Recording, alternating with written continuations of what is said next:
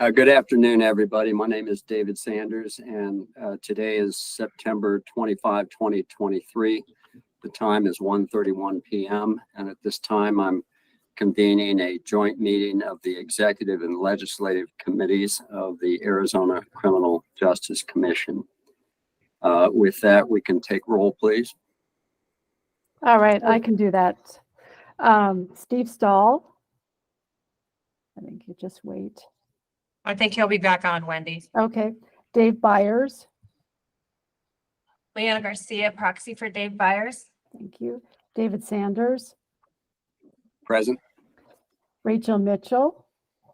Rebecca Baker for Rachel Mitchell. Jean Bishop. Chris Nanos. Kara Riley. Curtis Hicks for Kara Riley. And Jeff Glover. Ryan Boyd for Jeff Glover. And Steve Stahl is back. excellent. All right. Chair Sanders, we have a quorum. Thank you. Item 2 on our agenda is the approval of our minutes from March 24, 2023.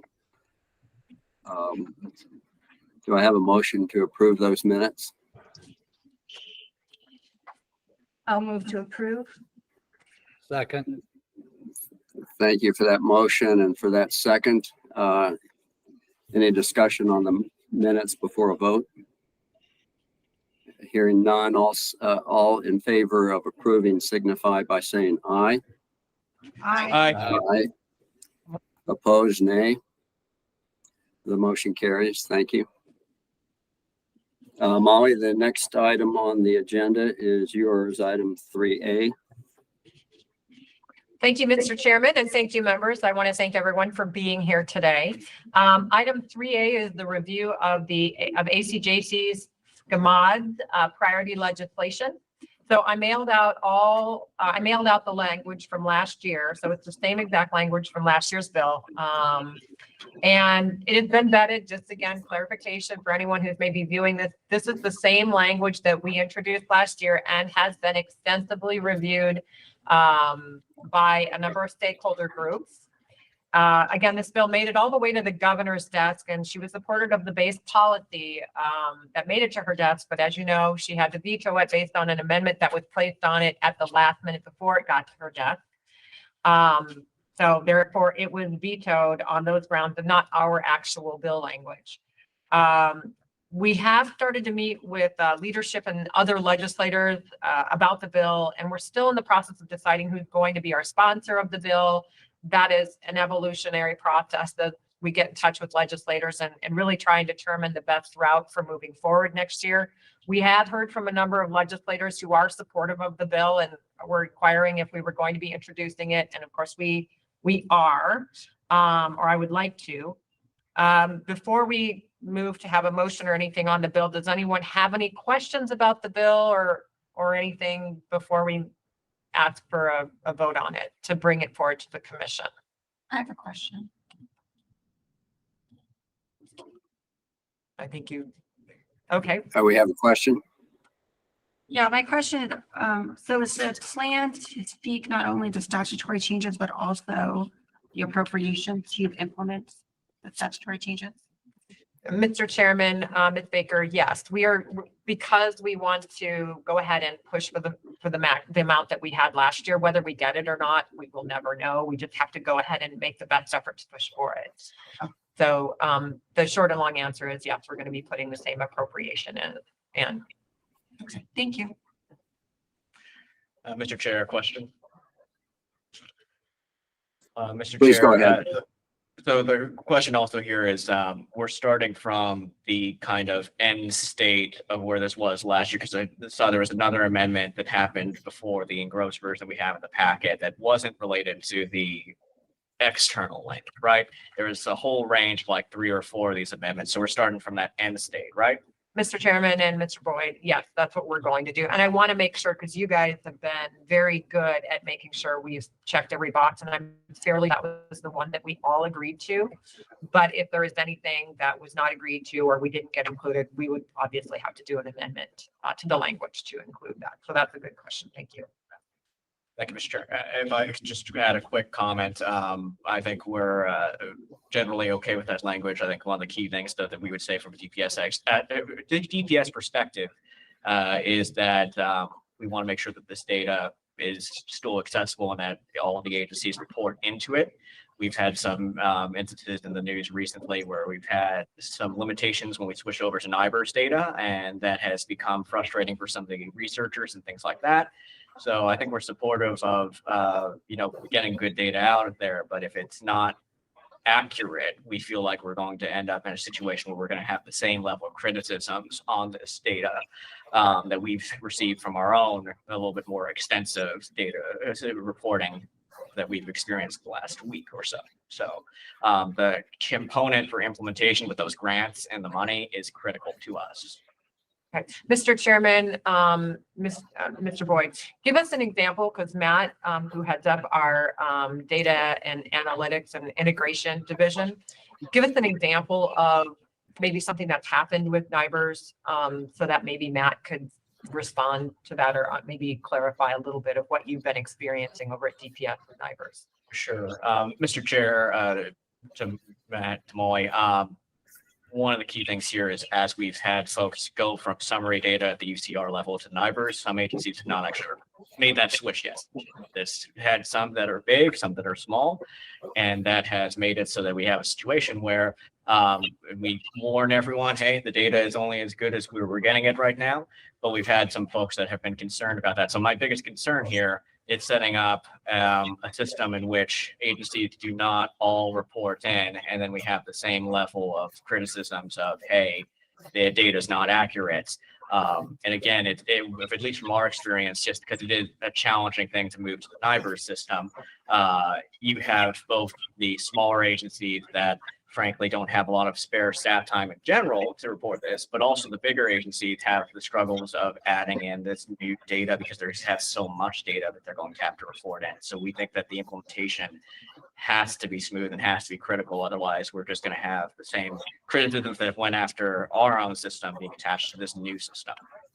Mr. Chairman, I may have you mute your microphone only because I think we're good. Thank you. Mr. Matt. Chair. Oh, Can I add on to what DPS just said? And I warned of this before we started this bill, that NIBRS and the UCR were going to clash. And NIBRS is an incident-based system where UCR was charging the highest crime and showing that the highest crime was the one that was being processed through the system. NIBRS is going to show a whole lot more crimes versus UCR. So that is why DPS is concerned, and that's why I was concerned early on. Mr. Chairman, and Chief Stahl, and I thought I got to thank Tony, who's kind of sitting off screen here, because he had educated me about that component, that NIBRS is now inclusive of all of those data points, because as you know before, the highest doesn't give us the full picture of what may have happened with a crime. Is that problematic to have all of those data points, or there's going to be a gap because those that aren't reporting from UCR and NIBRS is going to be that gap in the data points, if that makes sense of what I'm asking? I agree with DPS that it's the gap. It's the difference between those that are reporting and those that are not reporting. And if we go back in time, if legislation asks us back in time, like 2019, when NIBRS was not required, they're going to get UCR data, not NIBRS data, and it's going to not look the same. Am I correct, DPS? Mr. Chair, I believe that is a valid concern. Yeah, the data, it's not apples and oranges data.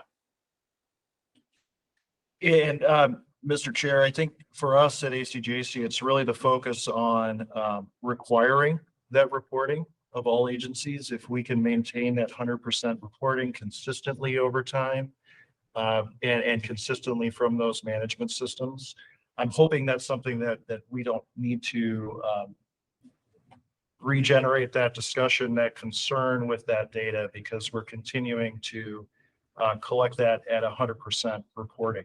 I think that's some of the complication is the agencies may elect not to report the full 12 months, depending on where they're at in that transition, where they're at in that process.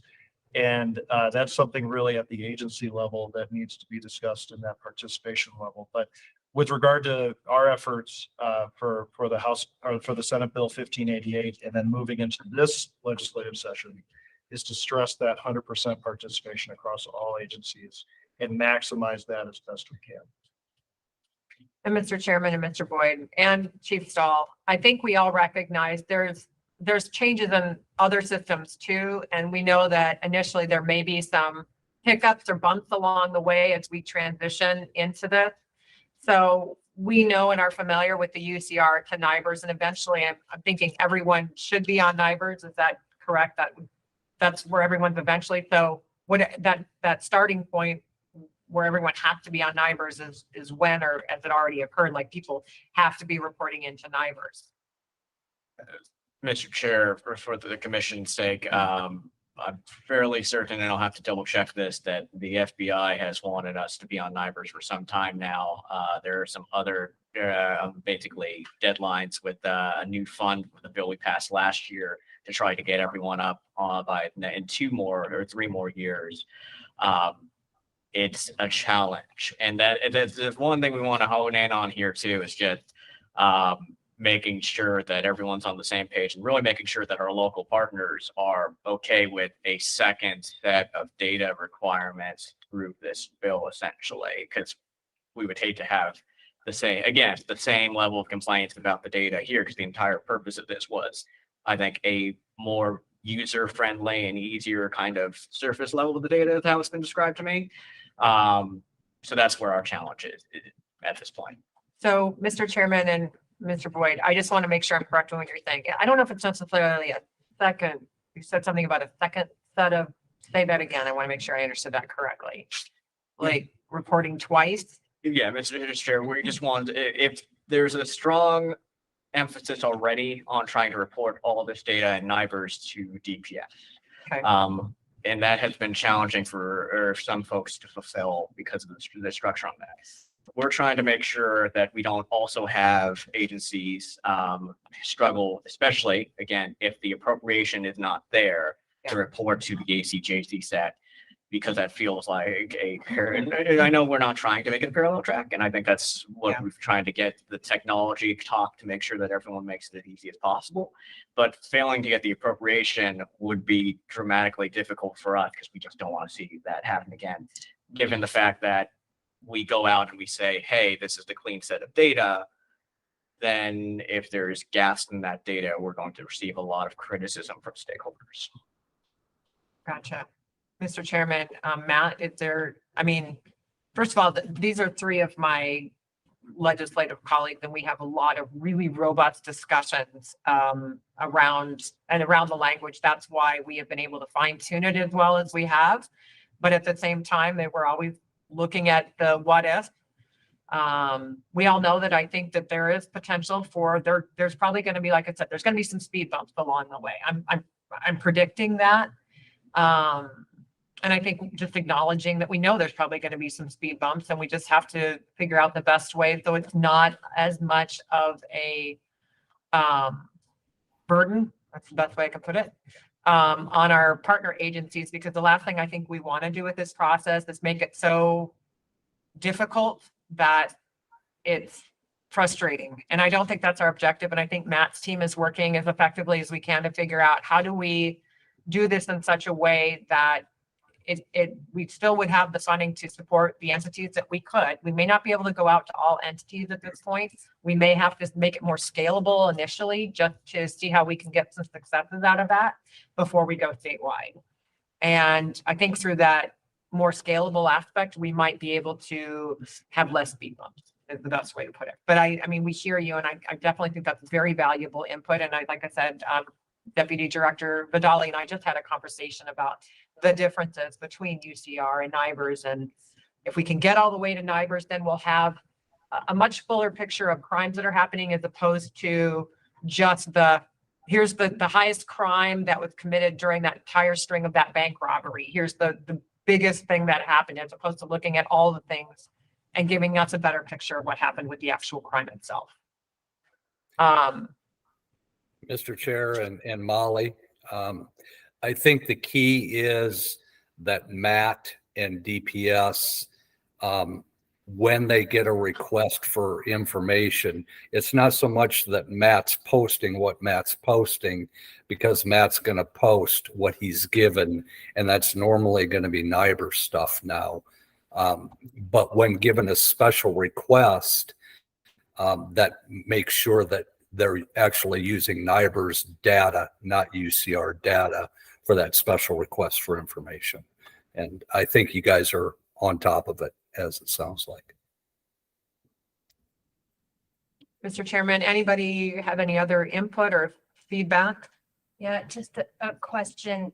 And we were talking before the meeting about the budget this session might be a little slimmer than last year. There's certainly less funding to go around, it looks like.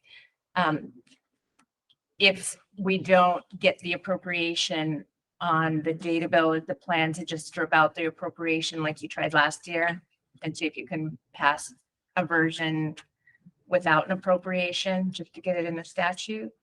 Mr. Chairman, Ms. Garcia, I think our objective is we would make it scalable. I don't think Yeah. our objective is to strip it all up, because Yeah. if that happens, we would just have to work with bare bones. We wouldn't be able to accomplish what we, at least even get some baby steps. Yeah. We may just have to make it more scalable at that point to, again, show where it might be easier to get some data that we can actually show what dashboards would look like. It would delay the project. Mhm. It would move it probably from a 4-year project to a 5 or a 6-year project, which, you know, we would rather have a little bit of a bite at the apple than absolutely nothing at all, for us to show what can be done with the data and that event, how beneficial it can be. So. Mr. Chairman, any other questions or points of clarification?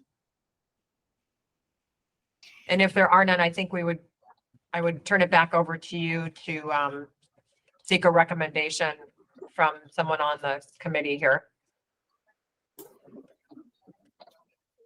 If what you're looking for then is a motion to move this forward to the full commission. Yes, sir. Mr. Chairman, I so move. Thank you, Chief. Is there a second?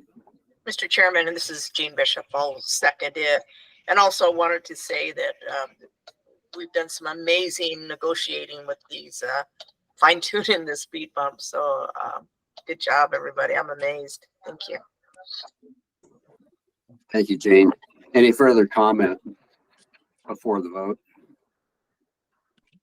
Hearing none, all in favor signify by saying aye. Aye. Aye. Aye. Aye. Any opposed? Nay. The motion carries unanimously. Thank you. Thank you, everyone. Item number 3B is in regard to consideration of adding members to the commission. We put a question out to all the members over the last few weeks just to gauge people's interest in adding, is there any interest in pursuing adding a public defender and a victim's advocate? We have run this legislation in the past. I would say we've probably run it 2 or 3 years, and it has not gotten across the line. However, the commission has continued to show an interest in wanting to have those voices at the table. The difficulty has been that when we have run the bill, there has been amendments to put on 4, 5, 6, 7 other members, which we are just in itself trying to get appointments to our board. And that makes it really unmanageable if you're adding 6, 7, 8 more people. If we can get those 2 voices at the table, a victim's advocate, a public defender, that's what I'm hearing that the commission would like to do. The difficulty is going to be keeping amendments off the bill and seeing if we can just get those 2 voices at the table. Again, with that being said, I would again open this up for any questions before I would ask the chairman to move to make a motion. Are there any questions or concerns or insight anyone would like to make on the bill or the suggestion? Mr. Chairman? I know every year that we talk about this, it appeals to me personally to add those two to the commission. My department is highly respectful of victim rights, as are the rest of you. And I think one member representing the defense is not a bad idea either. But Chief Stahl always talks me out of it. For what are probably pretty good reasons, but if I knew we could limit it to those two, I would definitely be in favor of it, but I wouldn't want the floodgates to open as a result. Mr. Chairman? Chief Stahl, Rebecca. do you want to weigh in on that as you usually do?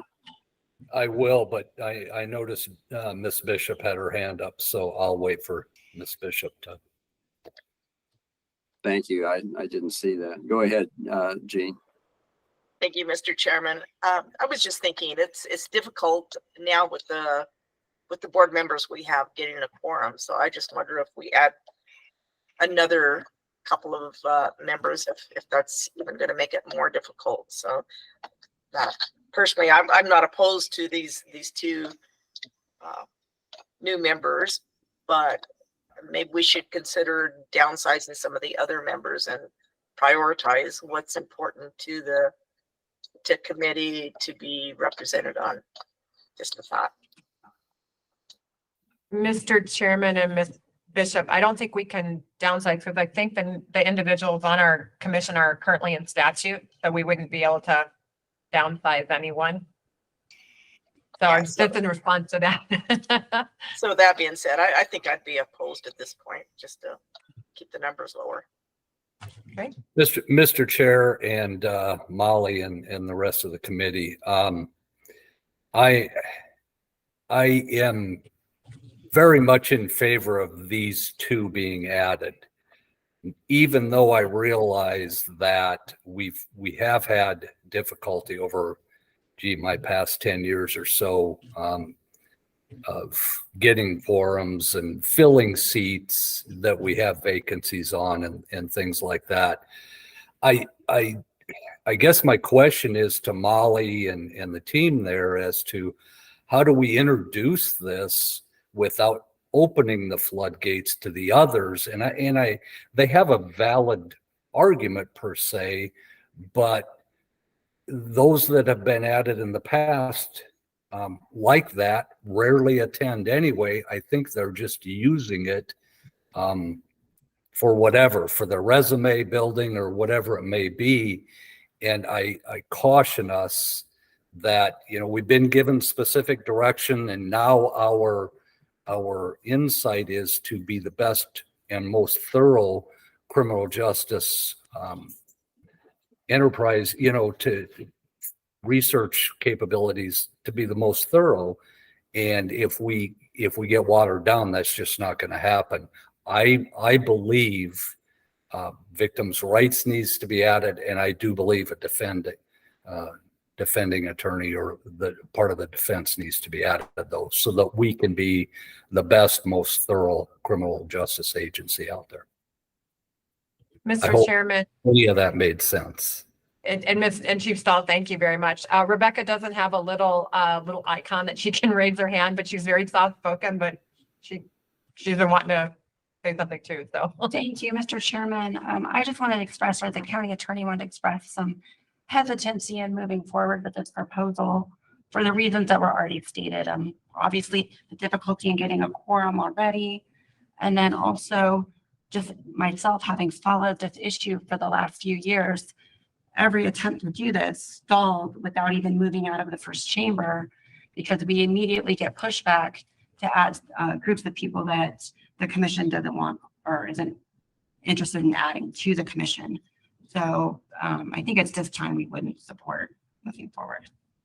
Thank you, Rebecca. I think we just lost Chief Sanders, so I may refer to you, Chief Stahl, until Chief Sanders comes back on. Mr. Chairman and Rebecca, heard you on that. That's also valid feedback. Does anybody else have any? I'll just point out that once you introduce a bill at the legislature, you lose complete control of it. It's no longer in the control of the commission once you have it dropped at the legislatures, and anything could happen. Anyone can add an amendment. It's very hard, difficult to control.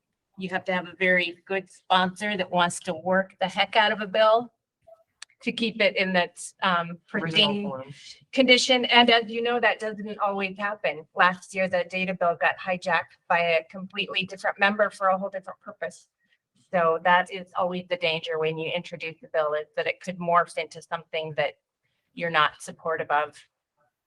So Molly, is your recommendation based on your experience that we wait to see what might be introduced by others and see where we go from there? Or do you have recommendations based on your experience? Mr. Chairman and Chief Stahl, I think what I would have to do, knowing now, and we all know this as lobbyists, and we're down at the Capitol, we know that this is a potential football play that's going to be made. We also know the trajectory of where that football is going to probably be thrown. Since it's football season right now, I'm using football analogies. That for us to truly intercept it is going to mean for us to make sure that we talk to, I know the individuals on the side that has been particularly interested in adding members to the commission, that I would probably go on the, I don't know, depends if it's the right term, but to sit down with them and say, look, you want victims advocates and you want a public defender. When you add all these other individuals, you essentially kill the bill and you don't get the individuals on the commission that you're seeking. The first year that it happened was before COVID. And then when we introduced it, I believe the second time that it got killed was during COVID.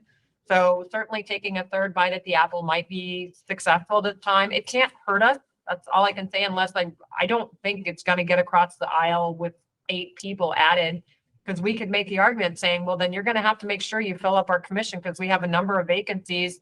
And that means you're probably going to have to fill, depending on how many people get, anywhere from 12 to 15 people. And we have 7, I think it's 7, 8 vacancies right now.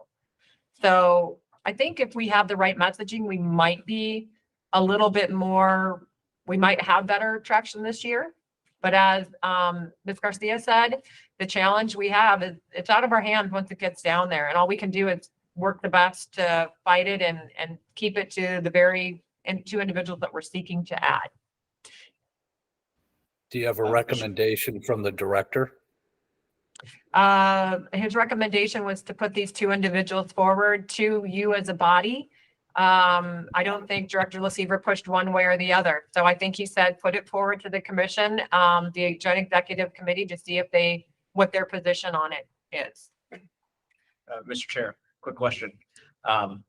Demoy, have we talked with the groups that represent public defenders, defense bar, and the victim rights groups? Because I would feel more comfortable if we had kind of an agreement going into this session. And it may not need to be happening now because this is still conceptual, but I would feel safer that we wouldn't have as many hostile amendment if those groups were on the same page with us in a deal, that if we go solo saying, hey, let's just add these 2. Mr. Chairman and Mr. Boyd, actually the public defenders and the victims advocates group, the ACES, DV, and other are the ones that have been saying, can you please add these voices? It's come from commission members as well, but we've heard from those groups to say, you're missing these voices and you're covering topics that directly impact. And Mr. Chair, just as a follow-up question to that, but are they okay with the 1 seat each? Because I think I've heard rumblings in the past about how some were disappointed that they didn't have more public defense bar seats at the table, and kind of a view that they wanted to balance out the prosecution at one point was what was discussed to me in a former life. Yeah. Mr. Chairman and Mr. Boyd, I think part of it, you know, I don't like to use the word stacking, like, oh, we have this many public defenders because they're against the opposing side. We always like to remind people that the commission is a bipartisan entity, and there's no, I mean, we don't have a massive sheriff. We don't have a massive police officers. I mean, we generally have a balance in that. But I would certainly open it up to this body to have that discussion if you feel that you would like to have more public defenders on the commission. Mr. Chair, Molly, I think that based on past discussions, I think one seat for each of them is appropriate. And quite frankly, as much as they talk and may banter, I have indications to believe that they would have, you know, problems filling those seats all the time anyway. So I think one seat each would be very appropriate. Mr. Chairman and members, do you have any other questions or concerns? And if so, if not, I would defer it back to you to make a motion, sir.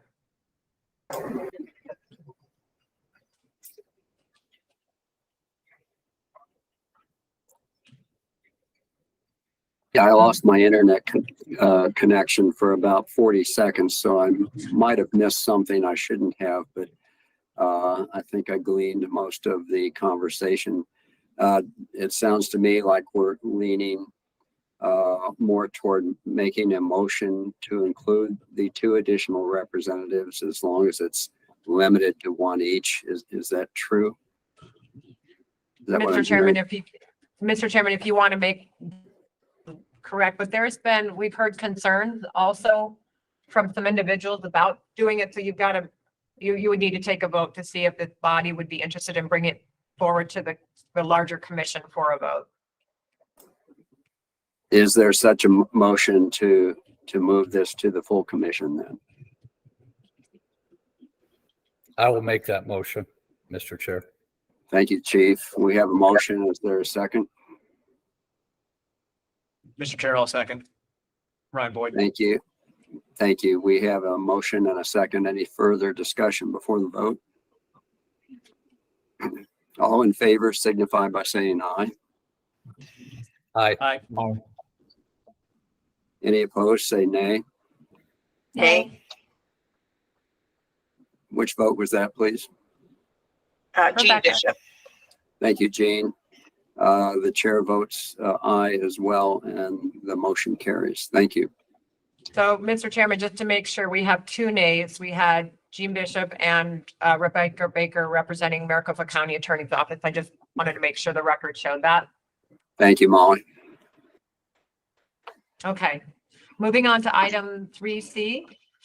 This is more of an open discussion. We can't take a formal vote on any bill, but are there any bills that this body, or topics for that matter, that this body would want me to staff to bring forward at the next commission meeting on any bills that you've heard about, anything that you would like to seek the commission's approval, or anything that you would like to have discussion on?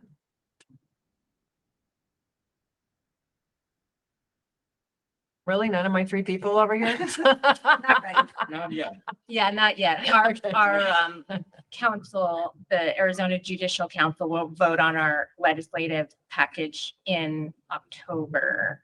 And so we can bring those back to the commission when it's approved, but I don't think they're the ones we're voting on are not really criminal justice related. It's child dependency, jury service, and finance stuff.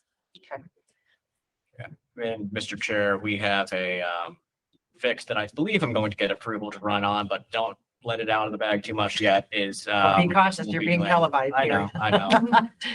We will likely be running something about fingerprinting statutes to keep in conformity with the FBI's perspective to allow us to maintain national fingerprinting searches, and will likely request the assistance of this commission just to keep that bill nice and narrow and technical bill. So knock on wood, we can keep it technical. So Right. And Ryan, to that end, if you can send a draft our way because courts are usually the front line and getting the fingerprinted a lot of times.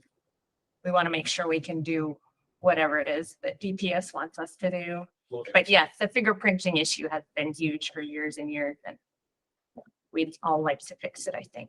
And Mr. Chairman and Mr. Boyd, also the same for us, it's because we get involved in a lot of the things that are related to fingerprinting. And obviously, as you know, we've been involved in the 2 FIT and other things before. So that would be beneficial for us. Ms. Baker, anything from Maricopa County, anything last year that you guys ran that didn't get through that you would be thinking about doing this year? We had one bill that got vetoed by the governor, and it had to do with persons who commit new felony offenses while they're on probation. It would have amended the statute to say that they had to be held without bond on the probation violation matter. The governor's veto letter said that she had some due process concerns and that she was looking forward to a more consensus approach this session. So we're going to work with some stakeholders to see if we can resolve some of the concerns that the opposition had to the bill. We're working on a few other ideas, but nothing that nothing that's fully developed yet. So. Anyone else on the call that has any bills that might be of interest or anything that you know your bodies are looking forward to bringing forward? Okay. Mr. Chairman, with that concludes anything legislatively. Okay, the next thing on the agenda is a call to the public. Have you had any inquiries from the public? Let me check, Mr. Chairman. No, I have not. Okay, thank you very much. Then we can move on to next meeting. Is it premature to schedule our next meeting, Molly? Mr. Chairman, I would say so at this time, just because the next meeting is our commission meeting, and I believe that's in November. And so this body has given me the approval to move forward with the 2 bills for their consideration. Okay, thank you, everybody, for participating. I appreciate the quorum that we have today, and on my motion then we'll be adjourned. Have a good afternoon. Thank you, Mr. Chairman and members.